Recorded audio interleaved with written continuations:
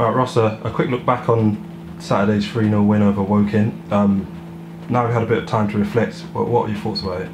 Interesting, because sometimes when we come off of a game, feel as though you have quite an accurate feeling or reading of what you just experienced or what you watched. But I think because of a number of some of our recent performances and the games where we've let leads slipped, personally I never felt particularly comfortable watching the game.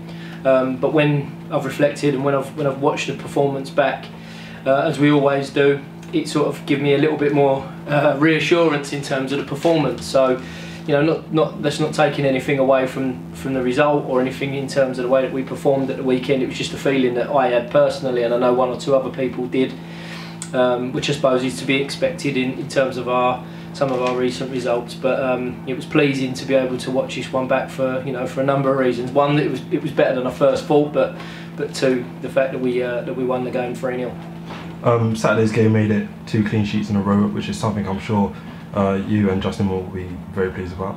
Yeah, I think we've had little mini runs like this since the manager came, where we've kept clean sheets and we've looked solid and difficult to score against. And I think perhaps at times that can get taken for granted that that we've built something, but we've started to realise that we have to keep reminding, we have to keep making sure that we stay on top of everything to do with huge parts of the game and what we work on weekly. But there's real components where obviously we let ourselves down at times, and there's been games where we've conceded too many goals, but also goals that could be prevented. I think there's been, if you look back in recent times at the goals we conceded, it's not very often that teams cut us open and create loads of chances against us. It's little things where perhaps people switch off. So we've done a lot of work recently on making sure that we concentrate properly, that we're aggressive when we defend, that we try and stop chances coming about before the ball comes into our box. But once they do, that we